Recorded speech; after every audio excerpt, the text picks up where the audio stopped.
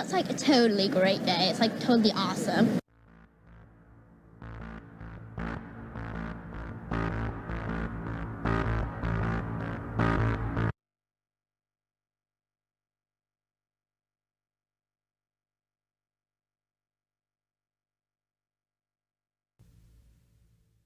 Sometimes all your baby needs is attention or a change of scenery. Try making eye contact and talking to her or taking her to another room.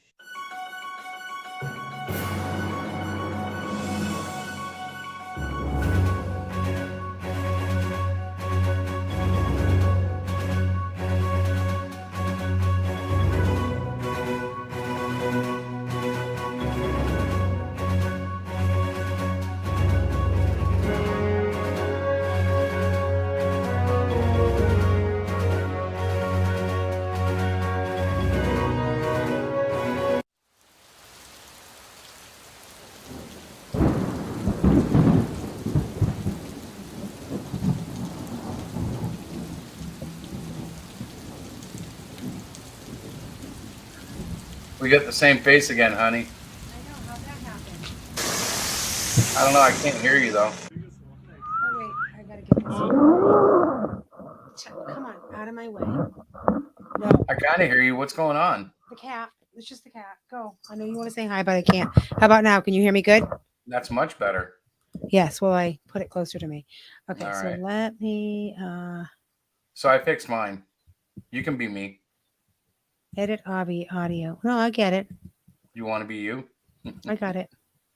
I want to be me. There I am. Cool beans. We're all good now. All right. Before we do anything tonight, Yes. I want to first tell you stop moving your microphone. Yes, sir. Sorry. Thank you. But then, yeah, let me go camera live here. But then I also want to thank Comic Madness, Comic Related Madness. Actually, I want to get the name right. Yes. These guys. First of all, to my friends and backers, thank you so much. You guys got us over the top, and we were fully funded. But on the last day of the campaign, he jumped in, Pops, and he put a real shot in the arm of our campaign. So if you're out there and you're a comic creator or a comic fan, go check out Comic Related Madness on Facebook. We jumped $150 on his show after like 40, 50 minutes. It was incredible. And he's just a great resource for sharing and getting things out there and encouragement. I felt totally encouraged. We talked with Rich Parada, and what a guy. And the chat was incredible. And I believe Diana even picked up something from Doris, which was kind of cool. I did, actually. Her stuff looks amazing. I cannot wait to get that's it. what I mean. It's like a total resource. Well, the cool thing is she's a poet and she's also an artist. And I love poets because I like to dabble myself a little bit. So I'm very excited about it. Yes. So I wanted to thank everybody for that. And Mhm. I guess the next thing to talk about is Cluster Fudge 2, which is coming soon. Watch for the sign up. Mhm. I don't know what else to say about that yet. Because Well, really, I have something else on my mind, and I feel bad because you're probably going to get sideswiped. who, me? Yeah, you. Why? Because I got a little upset, and I posted some stuff about what I was going to talk about tonight. So that's why nobody has come. Well, nobody's saying anything. There's a few viewers. I can see the total count, Yeah. but we might as well get it out of the way, you know? Well, what did you do? I've been at work all day. I had a little... Did you have a dialogue with somebody? No. You know what I was wrestling with this morning. Did you have a fight? No, but I might be starting one. Why? Why would you do that? Why would you start a fight? We have all this. So, all right, let me. energy I coming made our a way. video to open this up because it's very difficult for me to open a conversation like this. Oh my God, Chris. So I'm going to share the video, okay? Now listen, viewers out there, if you're under the age of 18, please leave. This is Parents, if you're watching this with kids in the room, send them away, or know that the language that you are about to hear it would definitely make the show rated R. May Yes, I put dear. a disclaimer? I have no idea what you've done. That's the God's honest truth. I literally just walked in the door. I do not know what you've done. So I'm very afraid. Look at my face. Be afraid. I feel very serious about this. Okay. All right. You Okay. ready? I'm ready.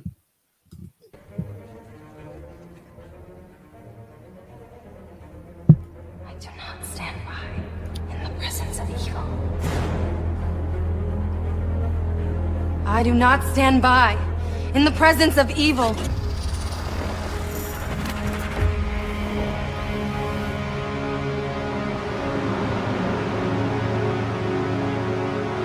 I testify again with my two front teeth.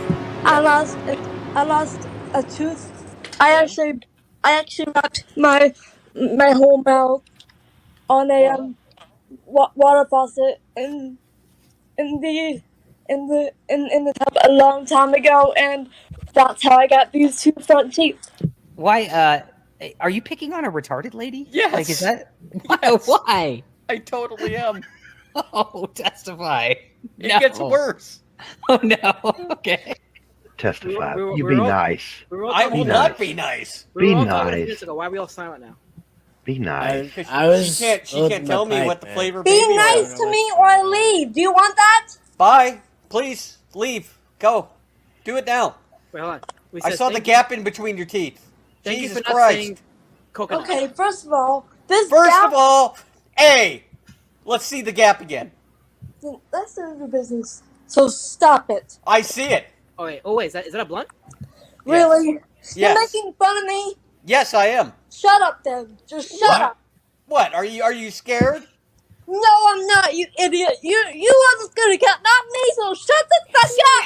Wah! Leave me the fuck alone. You attacked me! No, you attacked me first. You attacked me first! Shut up. I can't take these pills anymore. Wah. Go away. Fuck you fucking fake. No, you're the fake. Look at you in the gap. Oh yeah, want to bet again? You want to bet on that? Cause I will leave right now if you want to bet on Do that. it! Shut up. Do it now! Shut up. Wimp! No, you're the whip, and I have a scalp. No, you're the wimp! Lost a tooth when I was little, and I have autism. Oh, wow! Shut up. Hey. And I have autism. Oh, wow! Why did you do this? Shut up. I lost a tooth! Wow! Oh my God. Stop bullying me on this panel. I will bully all you bitches! What the fuck is your what the Fucking cunt. Would you like to apologize for that? That's fucked up. No. That's fucked up, dude. What? She's like a clearly retarded person. and She you attacked are, me. She did John. not. You started calling her Gappy. Well, it's not my fault. She has a gap in her teeth. Oh God.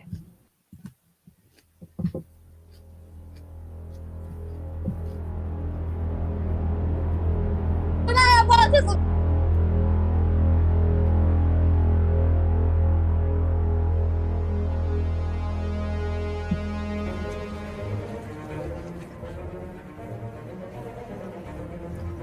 not stand by in the presence of evil. I do not stand by in the presence of evil.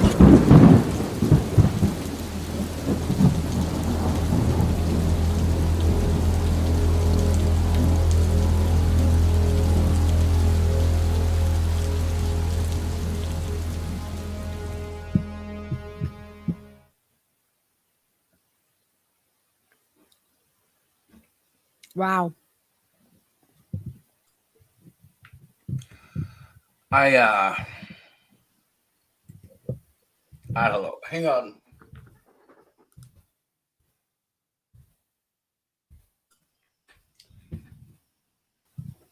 So I just want to tell you guys, you know, the internet's a weird place, and we've watched Testify make fun of people a lot. Liam, Dark Gif, all sorts of guys, even Stu, but we'll get to that in a second. And they could all defend themselves, and it was kind of funny, even though not really funny. And I usually keep quiet about all this stuff.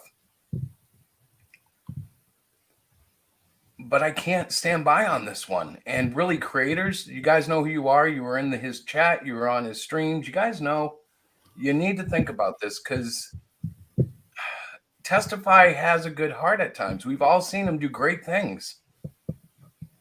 But this was not one of them. And this can't be described as anything but evil. Now, I've heard the excuses of, oh, he was stoned, or, oh, it was a rigged setup. It was a joke. And he's her friend now, and he's defending her. You know what? There's no excuse for that crap. And, I'm not really upset because I have autism and my daughter is high functioning. But my point is, I know a lot of autistic people, damn it. And I go to school with autistic people. I work with autistic people. And damn it, you know what? I'm not going to just sit here and pretend like it's okay, because it's not. Now, Testify's in the back room, I think, and I don't even know what I should do, Diana. So I assume you logged in the same way that you normally do. Yeah. Do you want to admin this whole Well, I show? know what to even say or do. I mean, that was I don't think it was, I didn't find it funny. I don't know why somebody would do that. I mean, Well, there's a point of joking, and I get it. right. We've all laughed at the jokes. Mhm. But come on, man, that was so over the top. And then when JDA's like, "Do you want to apologize?" and it's a flat out no. So I don't Right. I don't know what to say about that. And I want to get on something else too. Well, Stu is a lot of things. Stu plays a part of a very gay man, flamboyant and hilarious. mhm. And he got called a pedo for nothing because of his jokes. But And we that all is knew that was one thing. Stu can handle that. But I'm trying to show, like, this stuff isn't just isolated to Rosie, which is the name of the woman who has autism. okay. So I get that you are picking up you feel like you need to defend this person. Well, what I'm doing isn't really defending Rosie, because Rosie apparently can handle herself. Mhm. What I'm doing is saying, you know what, we were chummy with Testify, but we can't be chummy with Testify at this point in time. I hope that reconciliation, not with me, but with his own heart, can happen, because I don't care if you're stoned, if you're drunk, whatever it is, that kind of cruelty, that's like deep in somebody's heart. And I don't know. I don't like talking about drama. I'd much rather stay positive, but it's Well, been in my heart and head ever since I heard it. And I've been like, I know that for you, when you get stuck on something, whether it is the whole I'm sorry guys, I got a new phone, didn't know how to shut the thing off. But like, you don't know how to turn it off. You have felt very badly for this person that Testify was making fun of. I've watched you watching all of these streams. I've watched you watching the review of the people Vicky and whatever. Right. I've watched all that, and I'm sad that that was. I'm sad that that happened, but we don't know both sides of the story, and I'm not saying what he did was right. I don't think it was right at all, but we still don't know like everything that went on. And it So looks here's like here's my thing. First of all, I want to welcome Lunga here. I let him in first because I know that. Hello. hi. Hi, Well, hi. I'm just I was I letting you guys talk. I wasn't gonna. no, Yeah, and I know I that know it you've looks like been in the thick of it too, and it's like, so testifies in the back room rather the backstage. Are we right. gonna let him in to talk, or I think Would you we? like to let him in, honey?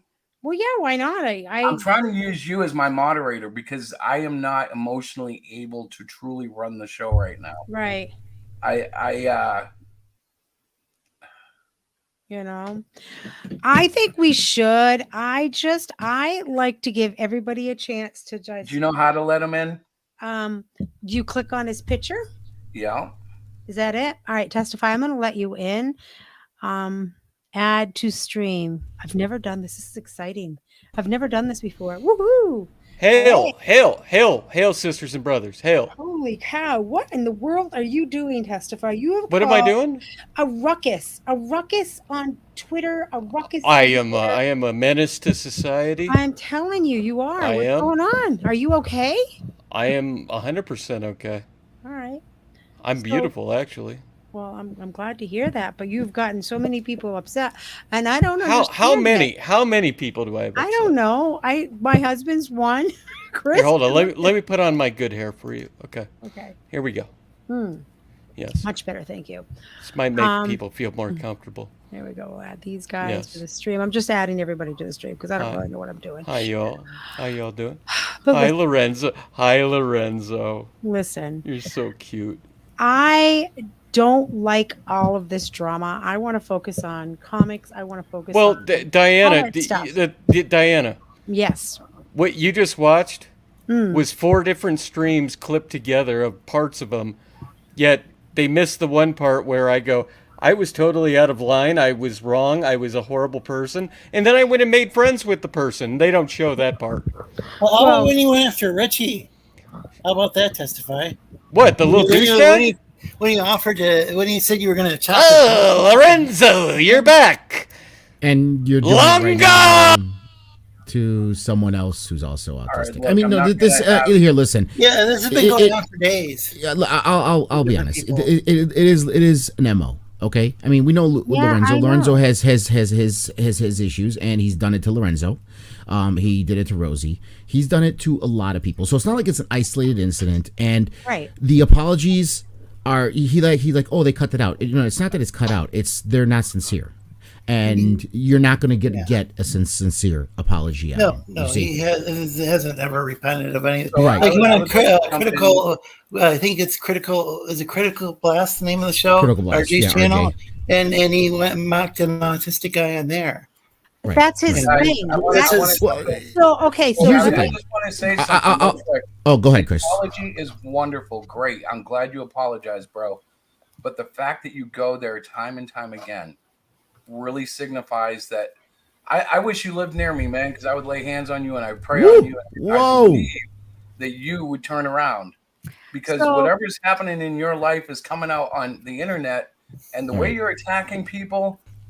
You know what? It's one thing when it's somebody who can defend themselves, but dude, you attack the helpless, and I don't care if you're sorry after you're done. Yeah, he's not sorry. He's going around on other shows and then his buddy shows and then showing these parts where he makes fun. He's using this. He's using those clips for other people to laugh at on other shows. Then he makes the apology a mockery. You see, the apology tour is also a mockery. The reason I wanted to do this tonight was because I want people to know, as much as I love Testify as a person, I can't stand for that crap, and I don't think anybody should. I think what we should be doing is trying to, I don't know, but I can't so I'm gonna mute them, and I don't ever want to block anybody, but I don't want to see this crap on Twitter, and I don't want it coming in and hurting everybody's spirit, because when you speak this crap into the world, it affects us all, and It's a small circle. We only have a few hundred people that we see every day. Right. Yeah. But for me, like, I think I don't agree with what he did. I think making fun of that young lady was not a cool thing at all. But he is the kind of guy that wants a reaction. And here's my thought. Okay. It's kind of like he's getting what he wants. He does these things, I believe, to get the reaction that he's getting from all of us. Yeah. So he's getting more attention brought to himself because of, the things that he's doing. For me personally, when I deal with them, hold on a second. When I meet somebody like that, whether it's online or in person, I've met people very similar in person. I'm like, I work with children. I'm like, oh, okay. So that's where you're at. I don't find that funny. And I don't even talk about it anymore. I don't even bring it up. And that's the thing that I've noticed, that because he has stirred everybody up. Good Lord, there's been more.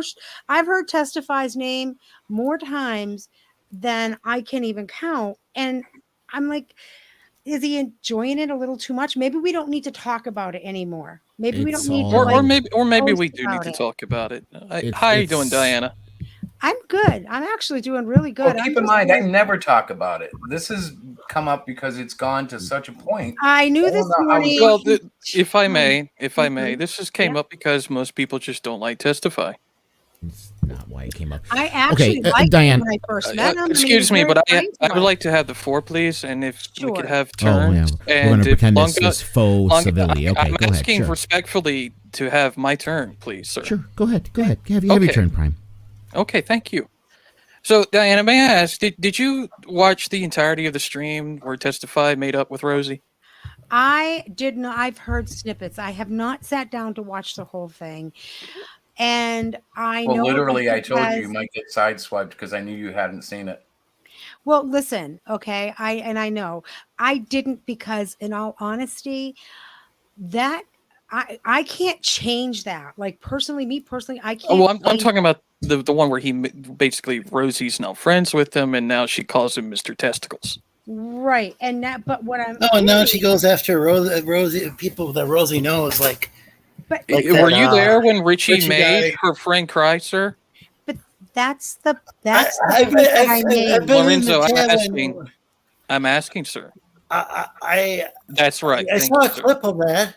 You saw a clip, but you did not see the entirety of the situation at hand. All right, here. The entirety of the situation doesn't matter, Prime, because he's done this over and over. No. I let you have the floor. Now let me speak. Right? Okay. The thing is this: it's all a game. Okay. Testify is a wrestling fan. He likes playing to heel. Okay.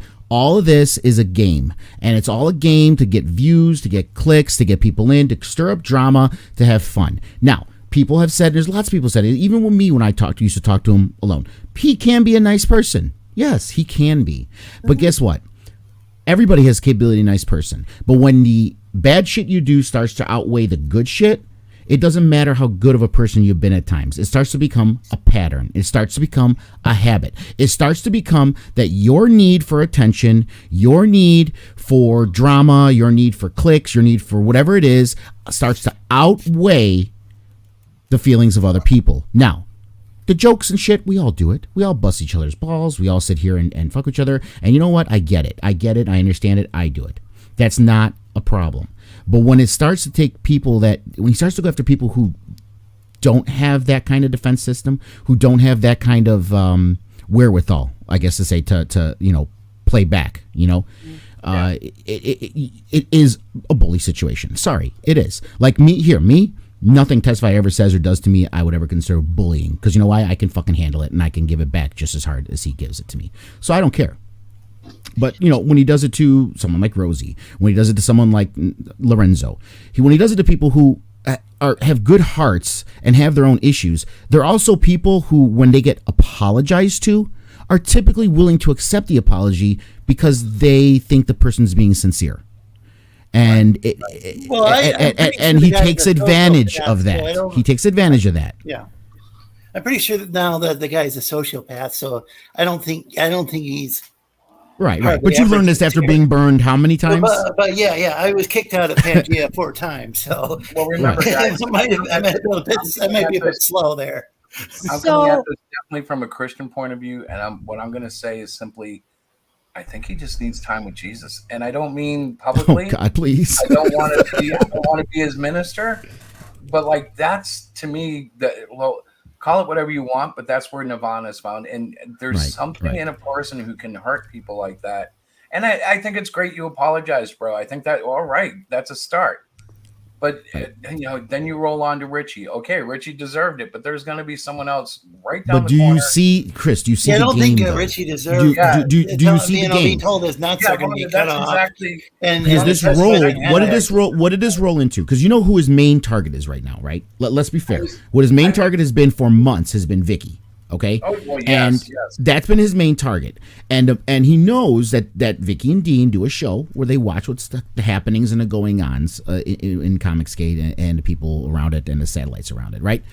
So what he does is he picks on the vulnerable, like she said. He picks on people to create a scene, not caring how they're affected or saying, you know what, I'll apologize to them and they'll be fine afterwards, just to get other people involved to start another war. And then to start saying things, oh, you see, they're all helping Vicky. I mean, you understand this man is sitting here saying that Vicky and Dean, who are in the middle of a fucking lawsuit against Preston Poulter. I'm sorry if I'm swearing. Are you guys okay with the swearing?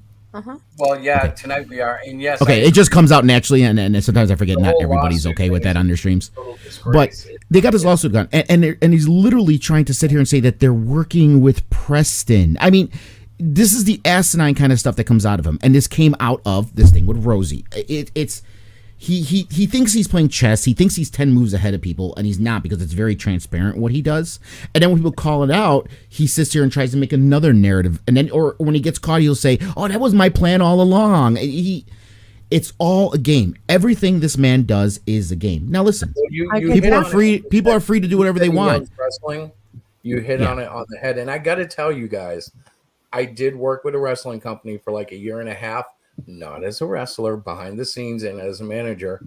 And this feels, I've said it before, it feels like pro wrestling. It's a heel turn now. And then there'll be then there's the baby face turn. And then it goes back to heel. And I've been watching this now probably 2 years. And I've been quiet. And I'm like, between War Campaign and then, this stuff, it's like the Testify is always in the thick of it. And it's like, okay, I would like to see him get help, and I know that that's a mockery. It's not going to happen, but I don't know any other way to express it. I'd like to see him find love again. Well, yeah, you got a good heart. I don't care if he falls off a goddamn cliff at this point. It would be. I mean, that'd be horrible to be stuck like that. I mean, just to always be screaming, against people. It's just it must be exhausting for him. If you've been around wrestling, Chris, you also know, you'll see that there's people who get way into their character, right? And there's people who get so into their character that the kayfabe melts away to the point that they will hurt people that they're supposed to be working with for the sake of the shtick. Okay. Yep. And absolutely, you're right. And that's what he's lost. He's lost his grip on reality with it. And he does, and he's, it's like it's all a game, and he thinks everyone's going to be fine with it. And then, but let's get him pissed off. This will make for good TV, and it's irresponsible. And in it's self-reflection, dumb. I have to tell you guys, I'm guilty. I laughed about Liam. I thought Liam had some. So did I. And yeah, in a way, I'm looking at my own heart, going, okay, I need to address that, so I'm not so heartless next time. But in a way, it's different because Liam is completely able to discuss and defend himself. Yeah, but he also goes. He has his share of issues. Liam, he has his share of issues. But he can't let it go. And it seems like he has a head injury or something. I mean, he might. Chris, I have people. I have people. I've had people that have been coming after me. People have been coming after me for years, okay? And they still consistently do. In any chat I'm in around comic books, they still consistently do it. And on my show, I don't even really ever discuss it because it's like, okay, I'll make comment on something once or twice and then I'm done because I'm not going to get sucked into that shit. It's just not worth it for me. And that's what I've been trying to say. So we've just spent the first half hour talking about Testify and his ridiculousness and whatnot. And so let me ask you, honey. No, wait. What do you how want? how many nights have we wasted on Testify? No, I'm not saying I didn't. Thank you. Okay, I just want to point that yeah, out. I think it's good though that you discussed it because some people, because after that last book, people might associate you guys with that Testify was exactly my yeah. He had a lot to do with the promotion of Cluster Fudge. One, we shaved my head on his show. Yeah, and I was on that stream with you guys. Right, and truly, I was feeling like Testify was our friend. He even came in here and gave me advice last time I got upset over a campaign, and it was good advice. Mm-hmm. Yeah, that was one of the good ones. Do you want the truth about that? Do you want the truth about capable of doing he might have something. I would probably say he's probably your friend. It's just he's. I don't know a lot about Testify. I've heard things here and there, but you just gotta simply keep an eye. He's nobody's friend. No. Friends are who are people that I can use for my own ends. That's who he calls friends, okay? Or who are people that will follow me blindly. Those are people he calls friends. In a moment they question him, they're cast out and they're then humiliated or targeted or whatever the case may be. He did it with Stu, okay? He's done it with plenty of people. literally 3/4 of Pangea because they disagreed with him. He kicked. Yeah. Okay, so there's no such thing as friendship with him because he's one of those people who online is not real life. You see that's what it is. It's not real life. It doesn't matter who you step on, what you do. It doesn't matter. I was going to say this is an online platform, guys. So you really can't say that everybody, a person is your friend if you don't know them. You can't. This is an and Diana reminds me of that all the time, which is part of the reason I bring this up, because even though she warns me of that, and even though you guys will agree with her, I do look at you all like friends. I know, and it's a different. It's just a difference of personality. There's people that are like that, and I'm not saying this in a mean way. But people like you will get hurt often because of that, and I'm well aware of that. So I mean, it's not a surprise. Diana's been coaching me for 15 years now. Yeah, but I think I got together with Stu in real life, and we hung out. I mean, we only hung out and went to the bookstore and. I do want to say something about. But Stu, it was. We only hung out maybe a couple hours or so. We went to the bookstore, grabbed a bite to eat. I do consider him to be a genuine friend. Well, that's different because you met him face to face, Lorenzo. So yeah, you can't say that people on here are a few people on here are not your friends. They're just people you've never really met in person. Right. Okay, but I gotta say this about Stu, okay, and it's in contrast to Testify because they came from the same root. I knew them as two guys coming into a trash compactor who were exiled from war campaign. That's all I knew. They both had some sort of acquaintance with me in DMs and online, and it was great. You know who's never made me feel uncomfortable, even though he says the most god-awful jokes with Nasser? Stu. You know who's never made me go, I have to defend this guy's behavior? No, Stu's never done that because he's an adult entertainer, but he does not go after people. He does not make me go, my God, how am I going to explain that to my wife if she ever hears it? Right. Stu is one of the few people, outside of you that I've met in comics that I'm like, I have that feeling of, okay, I can kind of trust this person.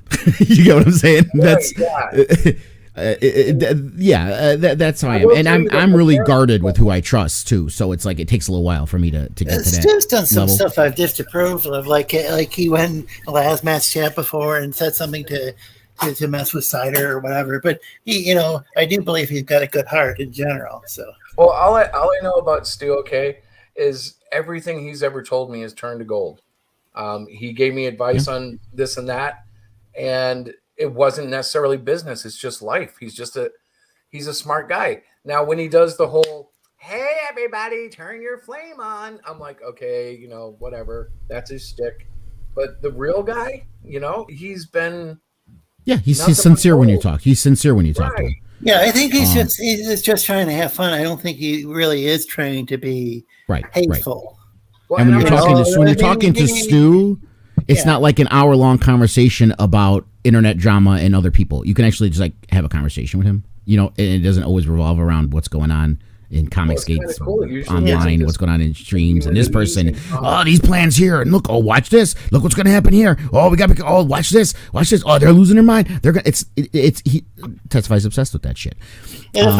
Stu knows how to separate it at times. He'll let it go and just like, you know, hey, let's talk about this shit, let's talk about comic books. Well, the thing is, we do enjoy some of it. Like the reason I used a clip from DA instead of, you know, going out and finding my own is because I don't need to see the whole streams. It's the point that it gets where it gets. Right.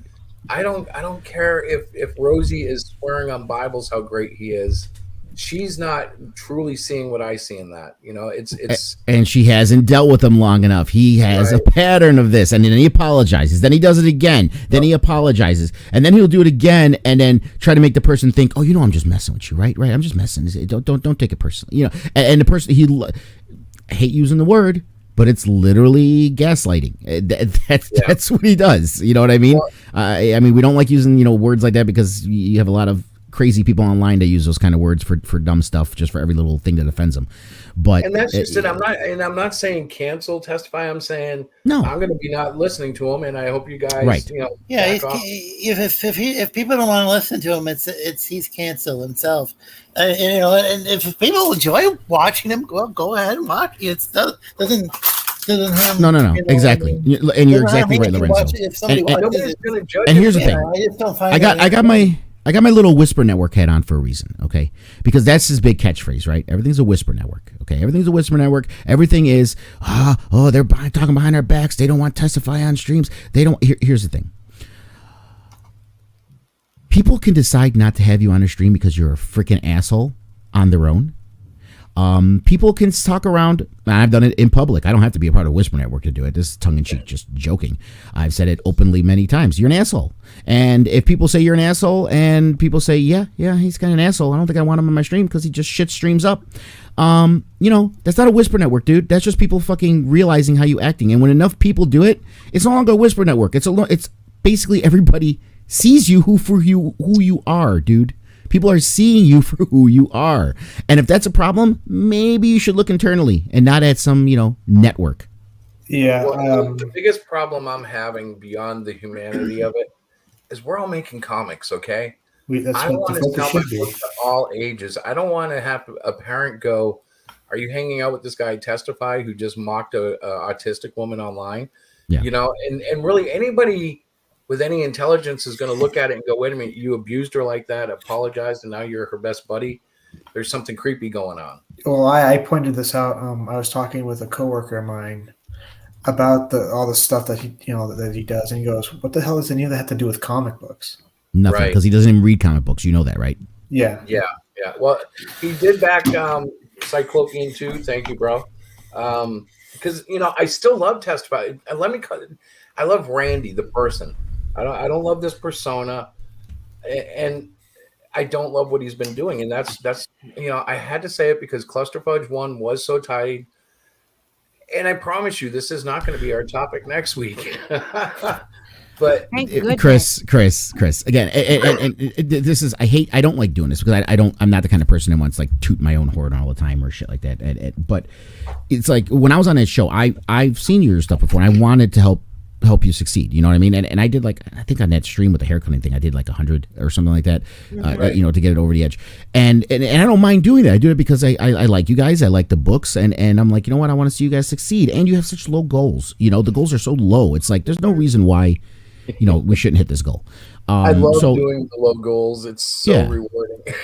Yeah. So it's like, you know what? No problem. Let's do this. You know, I have no problem. Let's pull shit out there. Let's do what we can. And for me, there's literally no ulterior motive. You know what I mean? It's not like, other than getting the book from you guys, there's nothing that I'm getting out of it, you know, for one to help you. Right. So I like people when they do things like that just for that sake, not because there's some kind of caveat added to it, right? Mm-hmm. My little story is, when this first thing all started, I was in Pangea, and then he started his whole beef with Vicky, right? And I always tell him honestly, I'm like, yeah, I think you're taking a little too far, dude. You know, that's what it is. You're taking it too far. And then I was in Smug's Discord, and after I said you're taking it too far, and I pushed back on his narrative, he kicked me from this Discord, which is fine. I don't care. I've been kicked out of better places. So I got kicked out of Discord. And then the very next day when I was going on streams to start, because my book was coming out like right after that, the Kickstarter launched. He started going on streams I was on the stream telling people, don't buy his book. I have people who are going to get you the PDF because he's a dummy and he's going to give them away for free. Don't buy his book. I'll give you the PDF. He tries to destroy people's campaigns because they disagree with him. You see what I'm saying? Yeah, that's why I warn creators, and he's trying to collect creators. He's trying to create this little network of bringing these creators in like that he can control, okay? Because he wants it to be that way. And I try to warn people about this because I saw what he did to me. Now, he didn't hurt my fucking campaign. He didn't hurt it at all. It did tremendously well. Right. And I knew that he wasn't going to hurt it. But it tells me the scope of this man's mind, that it's a scorched earth thing with him. If you cross him or say something he doesn't like, he will immediately do everything he can in his power to either discredit you, disparage you, hurt your campaigns, whatever he can do. You know what I mean? Call me all the names you want. You want to call my hair gay, whatever. I don't care, dude. Okay? You're coming after my campaign. You're coming after something that I love, think people are trying to support, and part of my livelihood. That's now another story now. You know what I mean? That how is that any different than people trying to destroy Ethan Van Sciver's career? You get what I'm saying? Yeah. That's nonsense. It's funny you mentioned that because I backed off on Van Sciver about a year ago and kind of surprised him, but it's like, I can't live in that much stress that long, you know? Like, my beef with Van Sciver was I wouldn't want to be his customer. And guess what? I haven't been. But his customers are happy, and amen. You know, that's the bottom line. And now as far as being a creator goes, that's all that matters. If his customers are happy and he's fulfilling and he's giving their books, more power to him. Yep. And I mean, if they want to wait a year or two, hey, I wouldn't, but who am I? You know? Right. And so I kind of got off that high horse because I realized that's what it was. Thankfully. Yeah. I was on his show the other night? I was on. Yeah. My good friend Ethan Van Sciver. I was. Was that where that clip came from this morning? Yes. I was on his show. And guess what? I didn't have to kiss ass. I didn't have to bend the knee. I didn't have to agree with what he said to get brought on there. And I was me against him and 4 other guys discussing the culture war. So I was on the defensive most of the time there. So here's the thing. He let me on, and you know what? Cool. And while I was on there, he and the other people on the panel treated me with respect. We could disagree, you know what I mean? But they treated me with respect. So you know what? I tip my hat to that, and that's cool. That works. But people got mad because, oh my God, he let Lunga on there. How dare you? How dare you? And it's just like the spurging is ridiculous. He's got me half blocked. He's got my Hero Shack account blocked, but not my personal. Mm-hmm. So it's kind of cool. I get to see his post, but I'm still in semi limbo. But I'm happy there, you know. Like, I'm not his fan, but I like some of the stuff he posts, and you know, why wish ill will on anybody? That's really where I'm getting to the point. You don't have to be a fan of someone to wish them success in their endeavors. Right, and there's plenty of lanes out there, even for online comedy shows, and that's where I thought he was headed. But are you still talking about Testify? No. Yeah, no. Well, I am going to be so done with this after this show because Diana will kill me if I ever mention it again. She's very good about that. She keeps me out of these drama things, but this isn't really about the drama thing. Really, it doesn't seem to be too popular, but I hope he does find a way out of this because whatever's in him is not happy because you can't be a happy person and push people like this. You can't. Yeah, I'm sorry, I don't believe it. It's not just a character he's playing. I'm okay if his gaming chair breaks and he falls on his back and doesn't wake up. I'm okay with that too. That's fine with me. Well, I'm not wishing that on him. I'm not wishing it. I'm just saying if it happens, I'm not going to shed a tear. I wouldn't be surprised if he was a mean if he was mean to people in real life. I don't think this is just some internet persona. Like he's completely playing the character. I would still want to help him if he was, you know that song about if I saw you and you were drowning, I would not lend a hand. I would still lend a hand. You're a better person. You're a better. Well, yeah, you know, if I'm there physically and see someone drowning, I don't think I could walk away. I would have to help him, no matter how much I didn't like him. It would be like I don't want to do that. He could help, and he could, could help and didn't, that might even be a form of negligence. So. My dream. That's the difference. My dream would be that he and I could have a conversation where like something positive happens and he changes. But I know, that's my dream. It's not going to happen, and it's not, if he's going to change, it won't be with one of us. It's going to be something else that will show him, hey, you got to chill on people, because he's already polluted this garden. I wouldn't be surprised if there's a part of that can change him. Yeah, I wouldn't be surprised if there's a part of his brain that's damaged, that's affecting, that's causing him not to have empathy.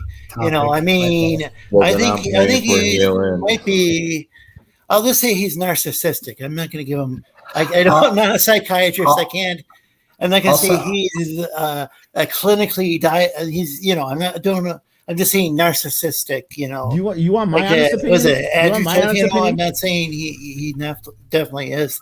And this could even be a place of pity. To be honest with you, I think his accident fucked him up.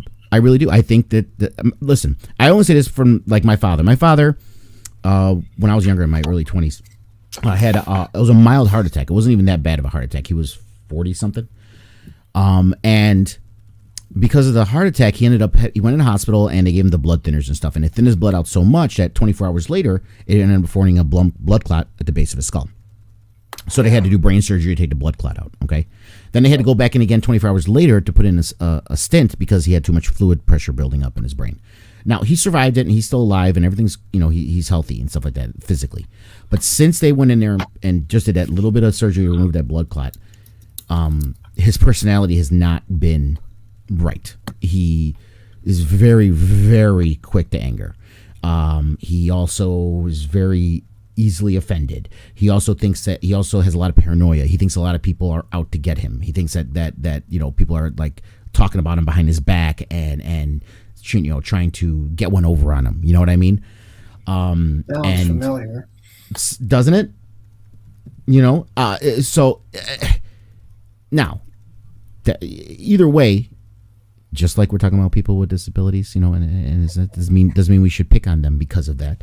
But I again, it's just my opinion. I have no proof of this. I have nothing. This is just what I think. When stuff like that happens, a traumatic injury like that, it can alter your personality quite a bit, and it can make you that kind of person. So I really think, because I don't see a person that has no mental deficiencies or no physiological problems or mental problems going on to act this manner, other than just being pure evil.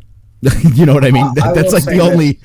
I will say, if I could, I will say that sometimes people like that don't change unless something happens where they have to, or somebody kind of puts them in their place. For instance, somebody I knew that used to pick on me, who was one of my bosses, he ended up getting fired for stealing, and then he ended up getting a blood infection from needles, because it turns out he was a junkie. So sometimes life has a way of taking care of people. Oh, the nasty thing of karma. Yeah. So I guess that has to do with the whole Bible verse of let vengeance be God's or something like that. Well, it's bad, and I'm not wishing anything bad. I don't want any. I want to make it clear. I don't want anything bad to happen to the guy. I just want him to. Well, I just wish he would knock it off, or just maybe just log off the internet, dude.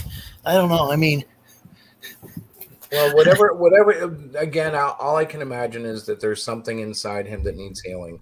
Because when I look at somebody that repulsive in their actions, I know this is idealistic, but I do believe that there's an opportunity for everybody to find redemption. I know a lot of people aren't Christian or messianic like us, but I do believe that there's a pathway, and I believe that goes through Yeshua the Messiah, Jesus Christ. They kind of have to want that though too, right? And even if his personality does tend to be narcissistic, there are people like that who are at least successful in society, and God still loves narcissistic people too. Again, I think a lot of people have there's a lot of people. There's a lot of people that just about everybody has some kind of ego, has some kind of narcissistic traits and qualities. It's a human thing, but it's just when it gets rampant and out of control, that's when it starts to become a major problem. But I mean, no matter what you want to call it, if you want to call it God, Buddha, or your inner self, or whatever, he's not in harmony with something right now, and that's not exclusively true to him. It's a lot of people. He needs his chakras aligned. Is that what they would say in that? I don't know what they would say in that religion, but and maybe it's more to me. It was more important tonight to say, this is not what we're about. We are about making comics that entertain people. And we love having an online presence, but we can't abide by that. What that clip does to me, I'm glad I didn't put it on YouTube. It's local. I'm going to be destroying it as soon as we're done, because I can't watch that. I can't watch it without getting tears in my eyes and wanting to punch the wall. And I'm not angry at like the person. I'm angry at what he's doing. I don't know how to explain it, but it makes me really sad. It just makes me sad. It makes me sad. Are we talking about him picking? It makes me sad for the person that he's picking on, but it makes me sad for him, because I don't know. I wouldn't want to live my life like that, where I get off on like picking on people that. Now he's going around telling her to point out who's the person who's hassling her, and he'll go take care of it. And, it's like enough. And then there's these people in the chat, and I don't know if they're people who are there already, or if they're people who came with Testify, who are going around and trolling her chat. So I mean, she might have had that issue to begin with too. It's just. But well, I don't. There definitely are people like even like comic book creators in the chat now. In her chat and other people's chat, like chiming in on. I was really sad by the participation we saw in the stream. I was sad by the people that were laughing live. I was sad by the chat messages, but I can't I understand, because if you're sitting there and Testify's cracking jokes, it's really easy to find yourself in a very dark place very quickly, as we all saw just a couple of nights ago, whenever he did that stream. But it's like, it's not right. I hope, at least in private, these guys are saying, yo, bro, you can't do this. You have to think about what you're doing. This is ridiculous. If nothing else, for just reputation, I don't know whether or not Hero Shack Press is Comicsgate or Comicsgate adjacent or what. I don't think we're even part of it. But I know that people think Testify is, and he's out there mocking someone who at least appears quite retarded, and they call her retarded. And it's like, that's ridiculous. You don't want that tag to Comicsgate if you're a Comicsgate creator who has enough problems with a bad reputation already that is not deserved, but is there anyways. I don't know. She says that I'm pretty sure she said she's on the spectrum, and that can mean different things to different people. And I don't like this person, I don't like using terms like high functioning or low functioning. Yeah, but listen, Renzo. She actually declared she was autistic. Now, that's what I'm saying. Maybe the way she said it to me sounded like it was something she's learned to say when she's in trouble. It's probably something she was taught in therapy or by but in education. But they'll tell these people, let other people know that you're having an issue, that you have autism, and if they need to, they will tell you. Well, it's self-advocacy skills is what she sounds like she was taught. But she was screaming that, man. She was screaming. I'm saying that she very well could be a sharp person, but she might not understand the different social aspects. Social. At the very least, I don't think she realizes what he's up to. That he's only pretending to be her friend. I mean, there were times when I deluded myself into thinking, he's just joking around or whatever. No, I know a bully when I see a bully, and I know. I mean, people. There were times when when it was kind of like I was getting along with him, but I never really was. It was always just him. Honey, do you want me to do something funny? So, yeah, do you want to lighten up the mood? Hey, look, are you working on something new? Yes, actually, Buster Fudge 2 is almost ready. I don't know if you just asked that question, but I'm just answering it out loud. And Lunga, I think is he's got a Lunga's got a campaign there. What is your The camp. No, the campaign ended. I'm getting ready to fulfill right now. All the stuff's coming in. Congrats! I do believe we were backers of that one yeah, too. Yeah, you were. Yep. So I got all the main books from the printer. I got all the shipping supplies, and I'm getting all that stuff because I do like ridiculous like fulfillment stuff. It's like really I put a lot of time and effort into it and money into so making let me it ask, look nice. have you heard of Comics Madness? Yes. The guys over on Facebook, Pops. Yes, I have been on there with him a few times. Me and Pops have actually gotten into it on Twitter because he gets a little sensitive. Does he really? Well, he was. If you disagree with him, he gets all. He tries to turn it around. I mean, I'm not saying he's a bad guy. He just he's really old to be involved in this social media game, and I think he just thinks everything is like this attack, and it's like I'm just counting your ideas, dude. That's all it is. It's not. I don't know what happened. No, he's not a bad guy. He's fine. No, he was but I was on there. us. Yeah, I was on CromCon when I did when the campaign was going on for Zadora. I'm actually going to be drawing a Crom and sending it up to him. Oh, really cool. Very to Pops? Yeah. Oh, that's cool. Yeah. He's also on this show called Creators Outlet, which is an excellent show. I recommend it to everybody. He's like in the chat. I mean, I don't know I think sometimes he goes on the panel. Yeah, he's been on the panel as well before. Right. Yeah. And I think I think that guy goes on his show. Oh, I'm sorry. I wanted to say something really quick about that. Yeah. It was one of the few shows that Chris and I were on where I really, really appreciated the professionalism and the kindness that they showed Chris and I. We're new. We're new. We know where we're at in this tier of comic book creators, and I just was really overwhelmed with thankfulness because they were really, really helpful. Which show? It was the Monday Madness. With Pops. Oh, okay. Yeah. And who's the other guy? Richard Parati. Richness. Yes. Oh. So we are trying to reach out into this huge world of comic book creators to now that you've said that, relationships with professionals. Yes. Wait, I have to say, RJ and Marmalade. Well, I haven't gotten there. You guys are worse than RJ me. and Critical Blast. Here, and I don't get any time to talk. I'm like, I'm waiting. Okay. Pshaw. Okay. Wait. Now I have some time to talk. So I was going to talk about all these wonderful things that Chris and I have experienced this last week.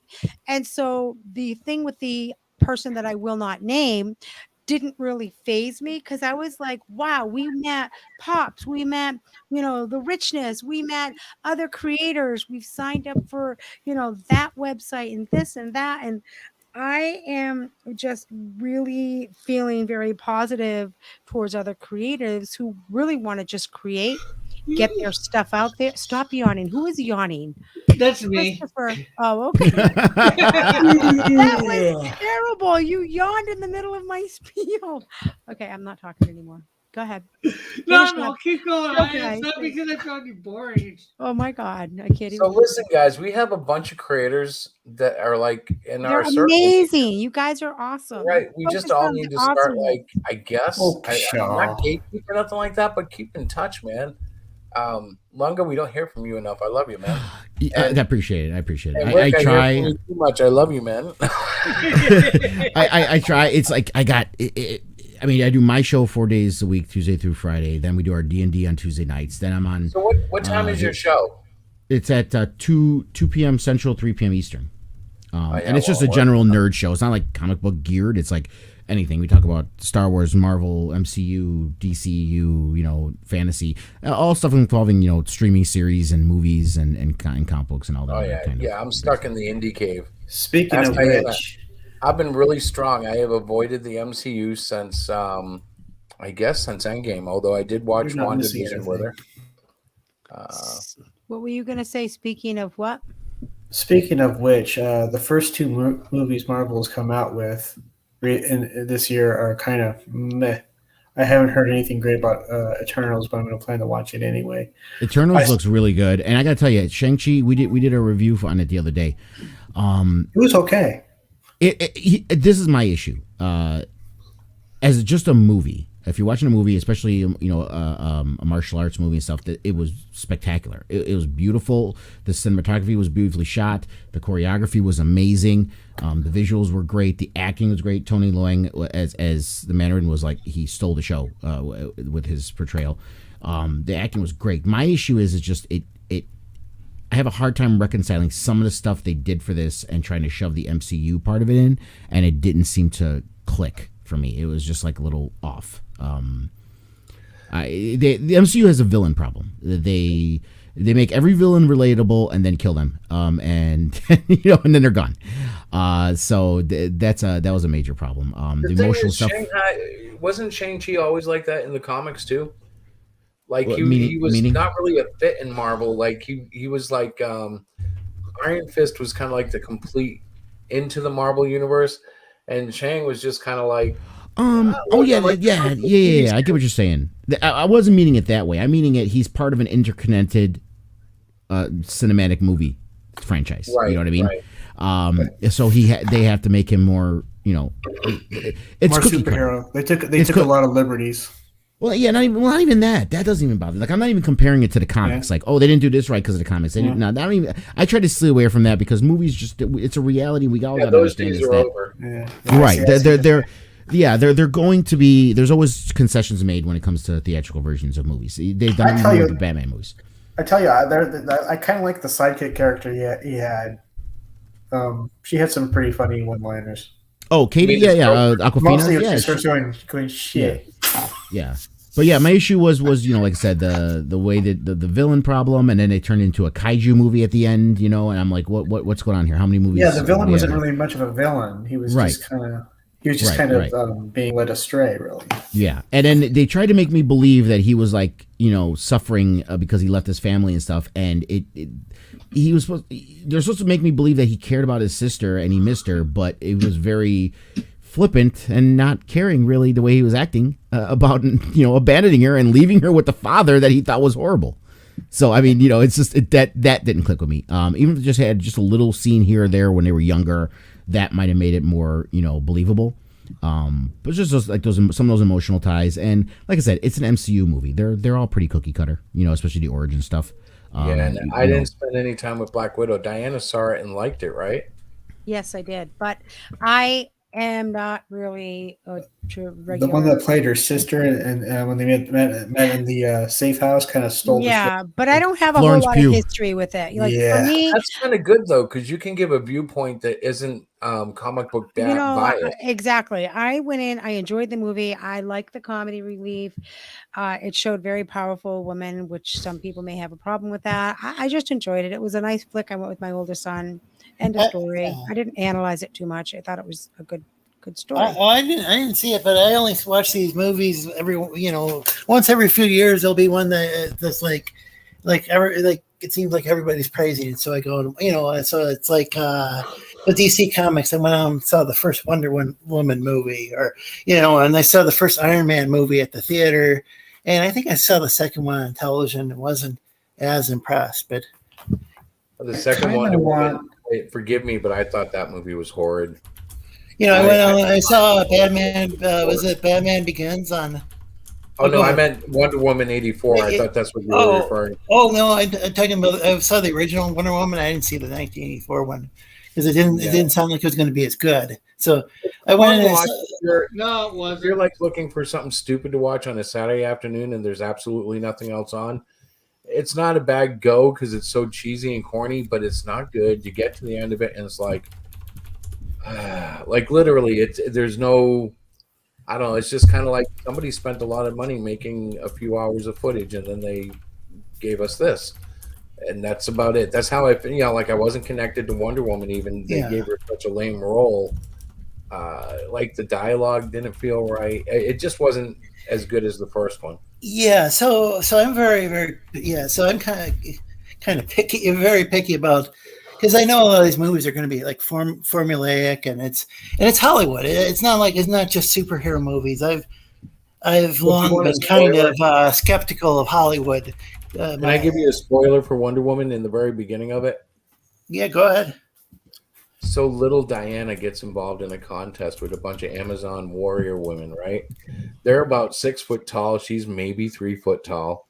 And they go into this physical like test. It's like almost like an obstacle course, right? And of course, she's winning through the thing because she's Diana and she's running faster and swimming better and she's shooting bow and arrow better. And then something happens. How did you get the movie? And, which Wonder Woman was this? Was this the first or the second one? I believe this was 84. Yeah, yes. 84. Oh, okay. Yeah, because so she cheats to get ahead and she's almost ready to win the race and they stop her. And I was like, okay, you know what? I'm glad they stopped her, but she never should have been there. Like, you're never going to see a 9-year-old go out against a bunch of WNBA athletes and have any chance of defeating them in any race whatsoever. I thought they already did. I agree with that in normal ways, but you got to remember Wonder Woman is superpowered even at that point. Perhaps, yes, that's a possibility. But it'd be like Clark going against, a 9-year-old Clark going against professional athletes.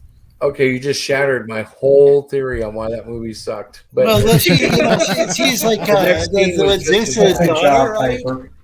Isn't she like Zeus or Jupiter or whatever? Yeah, his daughter. So, well, there's been a few different origins, but even if you go in the to movies, the one, right?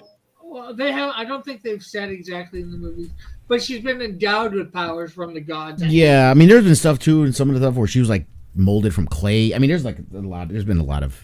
Then there was the one with that one sounds like a badass origin. Wonder Spider. Okay, that was cheesy. Sorry. no, Tony's been typing in chat.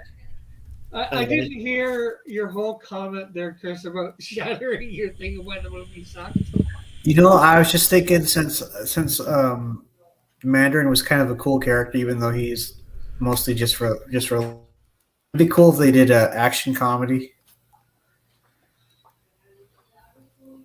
based on the Mandarin. Based on the MCU version of Mandarin. I mean, like kind of like wrong place, wrong time kind of thing. Well, I don't think they dare touch it though, because they're afraid of being racist now. Well, I was going to say, Timothy, they sort of corrected that because in one of the extra scenes that you get on the DVDs, they had the people that represented the real Mandarin come visit him in prison, the guy that was portraying him.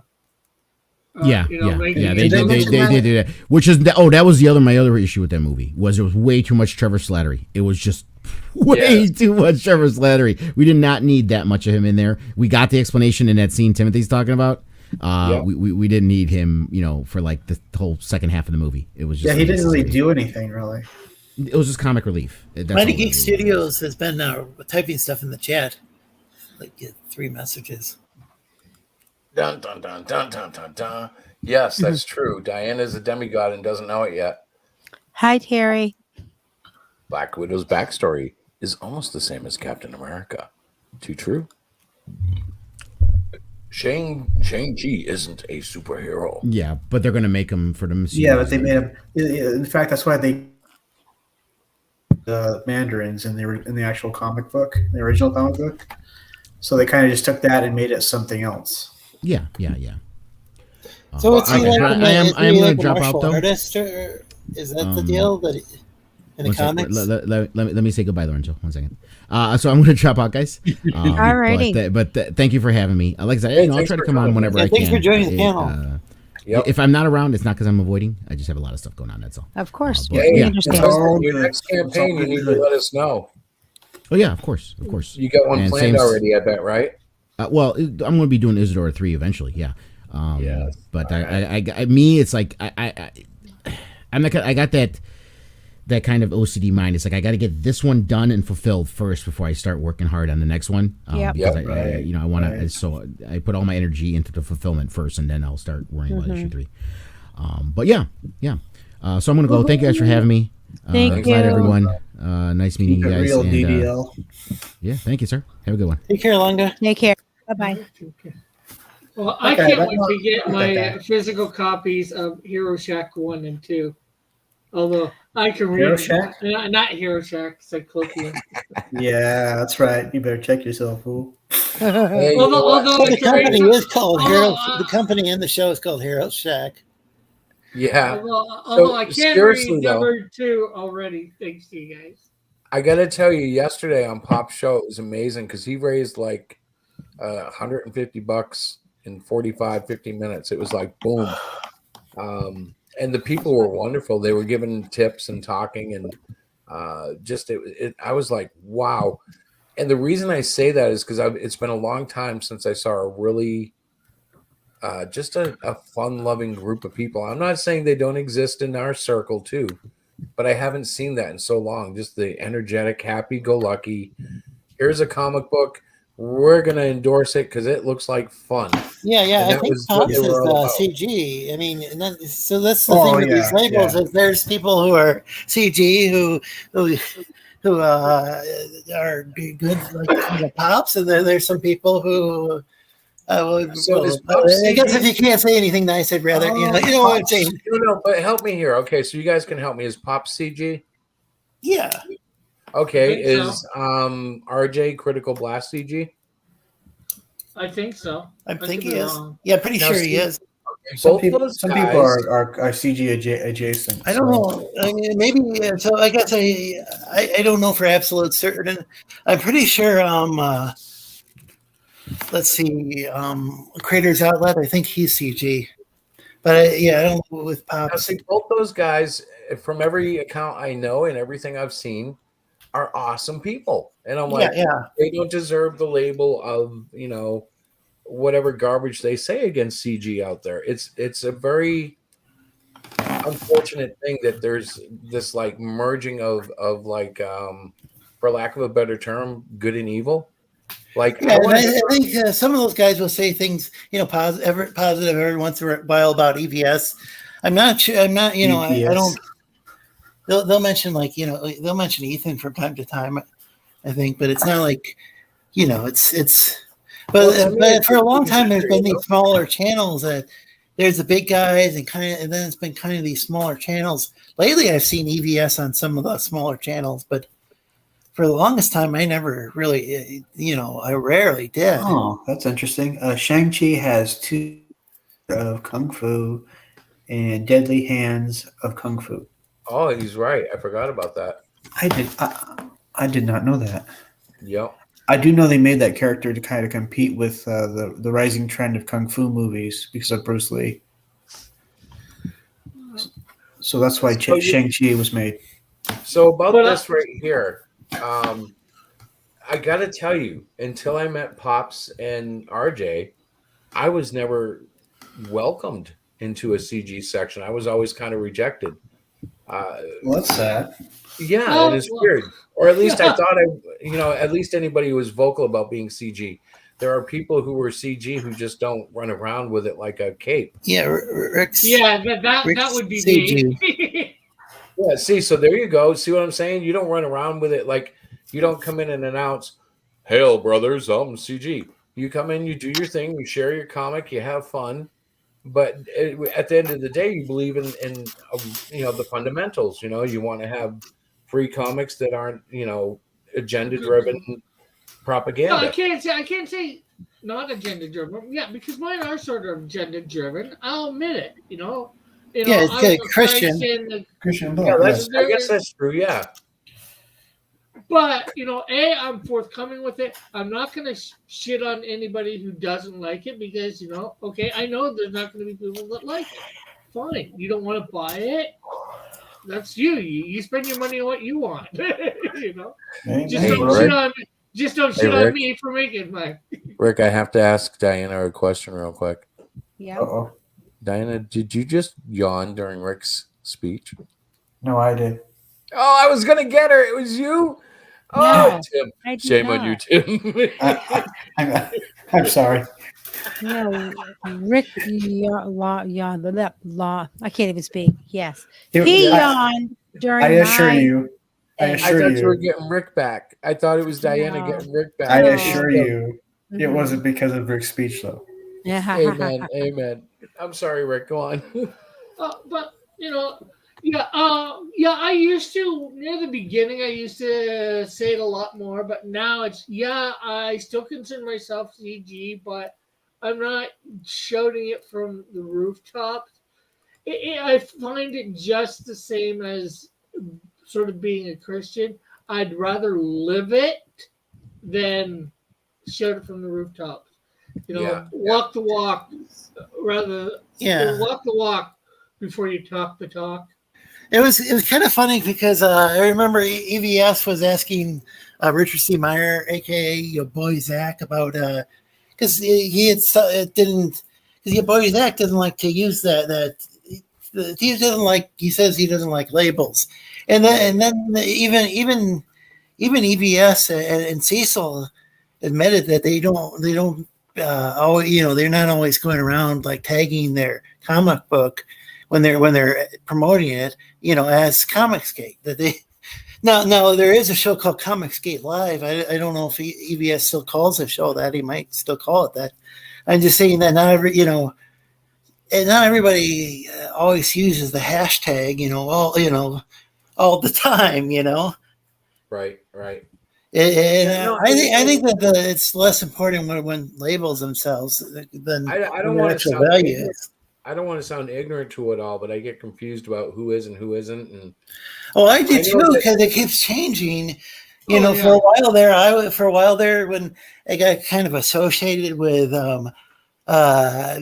doctoring people's photos and doing gross, making gross image. I didn't want to call myself Comicsgate. I was calling myself X Comicsgate and then like XX or whatever. It got kind of silly. And then I realized, I'm actually still part of they're still part of the same kind of circle. I mean, especially when that stuff when there weren't so many photoshopped pictures anymore, and EVS, the war campaign, went their separate ways, and then I went like, okay, well, I guess I'm OG CG again or whatever. It's crazy because we've seen, and I've only been around for about 1.5 2 years, and I've seen so many changes. That's why I keep saying it's like pro wrestling. Today you'll have like all these friends together doing a show, and tomorrow they're all torn apart. Like, I'll tell you, I was upset about Well Red Show getting torn up, and I love him. I love Smug. I love oh gosh, I can't remember his name now. Moonshine. They're all good reviewers. They have great comments. They have great guests, and boom, it's gone. That show is fantastic. If you didn't get to back a book and you wanted to know if it was any good, you could watch that show. And no matter what they said about it, by the time they were done, you had a vibe about whether or not you personally were going to like it. And I thought that was a valuable resource. And I don't know what's going on with it now. I guess. Yeah, I don't really keep too much track of it. But the only thing I heard negative is, and it wasn't even that negative. It was just, hey, maybe the show could be split in two. Maybe they can have a review part and then have an after discussion as a separate stream. So I thought people were getting along, but then again, I'm not really. I've heard a lot of drama over it, and all I can really say is I love all the guys. So like, they all have their positions. I'm sure it was horrible because whenever you have a group that was that good break up, it's going to be emotional. And I just try to stay out of that. That's their business, but it's just disappointing to see the show go. It's like, oh man. I thought it was cool to have a review show where there was a review show, and then they'd have like the person on. They'd often have the creator on afterwards to discuss the book. That was kind of cool. Yeah. Will there ever be a show where there's a reviewer who reviews reviewers? Well, that's a possibility. Well, heck, but I don't know any other reviewers really. I mean, your boy Zach does some of the bigger books, I guess. The whole CG thing has changed, and stuff.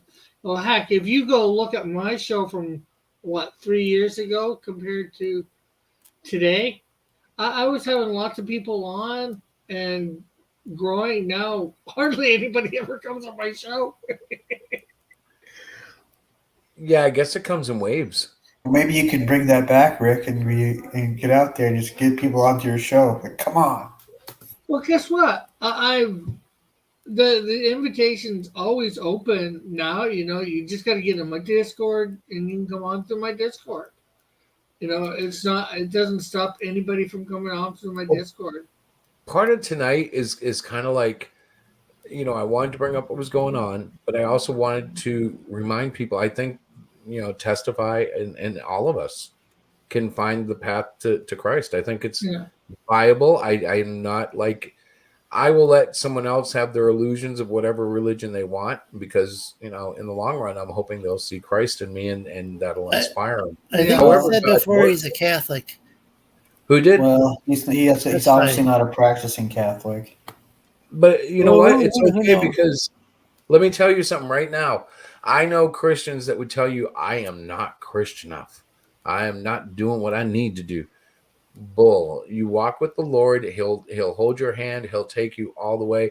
That old poem Footprints, where he picks up the person for, there's only 2 prints in the sand, and that's because he's carrying them. I know that's not scripture, but it is a good metaphor. And no matter who we're talking about here, in the long run, there's still a person, and I believe right up until until God decides, they have a chance.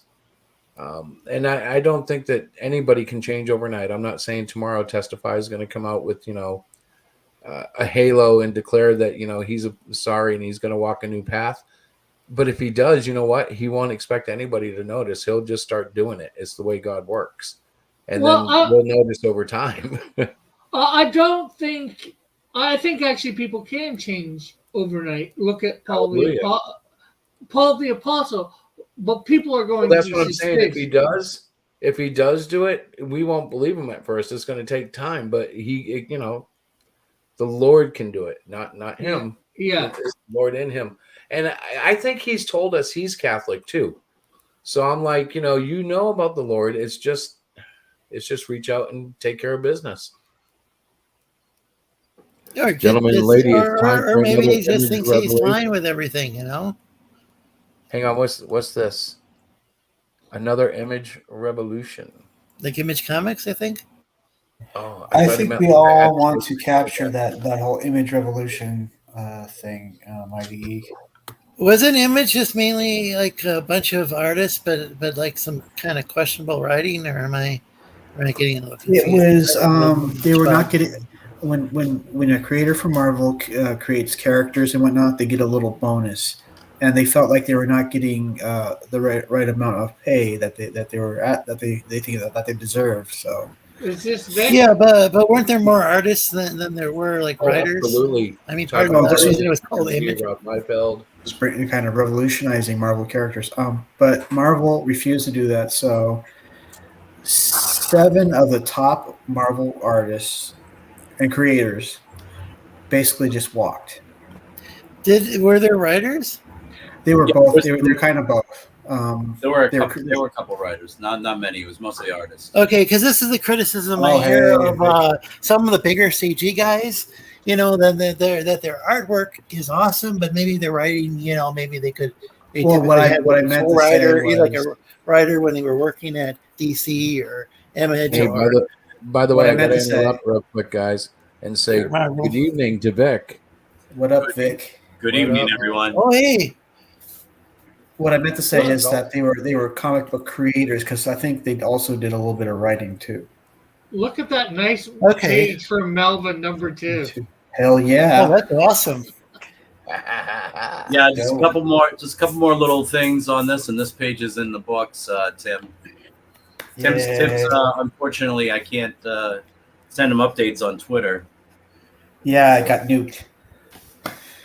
Yeah, so, they got rid of you, huh? Being a bad so what I decided to do was start a Discord. Links in the private chat. Yep. We got the finished cover for Melvin too. Yeah. Oh, hang on, I got to bring it back up, man. I brought you down. Hang on. Boom. Don't bring me down. Isn't that a song? Don't bring me down. Yeah. Don't bring me down. Wow, that is awesome. And we got. I'll show one more thing on the Melvin 2 front.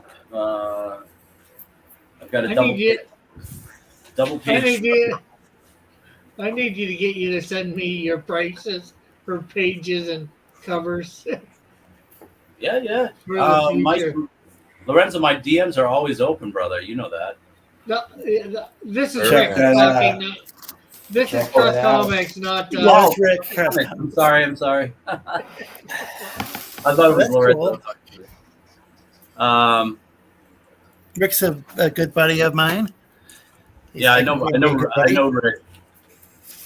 Oh, I know yeah. Rick. I'm surprised I mixed the two of you up. I'm flattered. So that's in progress. It was a good show. Oh yeah. Rick's show is our version of Cheers. It's just where everybody goes. Yeah. Everybody knows your name, and you're always glad you came. Yeah, it's great. A lot of people, a lot of hosts don't really. I have a hard time interacting with the chat, but Rick does an excellent job reading the chat. Yeah. No, this All is another drawing good a lot of times. I don't know how he does both. This That's is Snowdrift. Page 3. Oh, very nice. Wow. Drawn by the one and only John Dillard. And then we got page 4 here. Yeah, I've got Dillard's some original art from that Ashcan, the Ashcan version of the Canadian Buckler. The Buckler, yeah. The Buckler, yeah. Canadian Buckler. Is there any other type of Buckler? Well, I think that's an an alternate universe. I think it's an alternate universe from the one Rick's got. It's Yeah. yeah. An alternate universe. Yeah. Yeah. It's because Well, Rick's got his own universe for with the Canadian Shield. Well, the reason we say that is because he was allowed to use. I allowed him to use the Canadian Shield in the Buckler's origin. Aha. Yeah. However, I wish you'd allow him to use it again. Mike behave differently when John Dillard tells a story about him than Rick's opinion. Then I'm just saying. I hope that he allows him to use it again because I want to see. I want to see the Buckler and Canadian Shields resolve that issue. Well, heck, in the Twilight, again, the character is probably going to be a little bit different. He's actually using Rick Arrow from Snowdrift in that. Oh, cool. Yeah. Which is a secondary character. One of my, probably the, well, yeah, I'm not sure how, he is secondary character, supporting staff, supporting cast. So, are you? Is this campaign currently available, or are you waiting? Who, me? You talking to me? Or? Oh yeah, it's not up yet. Till I have all the pages done of Canadian Shield 2 and Snowdrift 1 all colored. I won't be going. Oh wow! So you're actually, I believe Manny did that with his book. I know Tim and Mark, their books are finished before they launch. And Tim and Mark, I don't even know. I don't even know what label or if they use any label. That is so boss. Comics. That is so boss. The only thing that I'm going to probably have to do before I launch. Whose book is that? Or while I'm going ahead. That's Clusterfudge too. Oh, that is so boss. As I'm probably going to be, I'll still have to do the lettering. This is issue 2, huh, Chris? Yeah, I've been working on this one. Oh, that is so boss. The whole time. They're great. That's fantastic. You upped your game big time, brother. Bro, it's, you know what? It's all about the love in this book. And it's weird because Diana is like wanting me to finish it, and it's almost like I don't know how to finish it. I just wanted to keep going. Yeah. Well, you know what? Do that then. If you think it deserves to keep going, you do that. We're not going to. We probably don't. The customers probably don't want it to be like 3 years from now when they get their book. No, I'm no EBS. I can't pull that off. But but maybe you could have a third book. By the time we launch, every storyline in it will be resolved. The problem is there's all these other things that I write as I'm writing that like we can build off of. And that's not unusual. Like I watched this special with Chris Claremont, and he would think that he was dried up and couldn't come up with anything. His editor would go back and point out all these loose ends that the writer can go back to. Right. And yeah. Like you fall in love with these stories and you're like, gosh, I want to go back and tell more about, well, like this chick over here. I want to tell a lot of stories about her. She's cool. And yeah, her tattoo is instrumental in the story, by the way. Wow. Yeah, she's a hottie, and she's going to teach Silver Scribe a thing or two. Is that the main character? Silver Scribe? No, actually, he's part of a plot line. Like there's actually 3 main plots that converge at the end of the book for what will be a grand finale. Is he a supporting character? Yeah. I think I remember you saying you're at the moment it seems like the book was going to be 80 pages. Are you going to do the split up of making it 2 books of 40? I'm going to do a huge book with this one, and then if Diana and readers and sales permit and demand, we'll do another one because there's always that potential. But no. Could I just because this is something I've been forced to think about because like the book I'm doing, Artifice, is a big book, it's 60 pages. Right. So this is something I've been forced to like kind of think about. Being a smaller creator, having a smaller draw, a smaller audience, right? You put out a 60-page book, you're going to get the same number of backers, or an 80-page book. You can get the same number of backers that you will for your 24 or 30-page books. Breaking it into 2 might not be a bad idea because that gives you extra.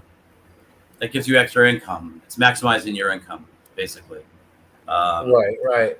So, because I know you're not going to charge a crazy amount more for the 80 page than you would for your 24 or 30 page book. So, well, we've actually done a couple of them. We usually charge 20 to 25 when they're like up around 100 pages. Okay, that's good. That's not bad then.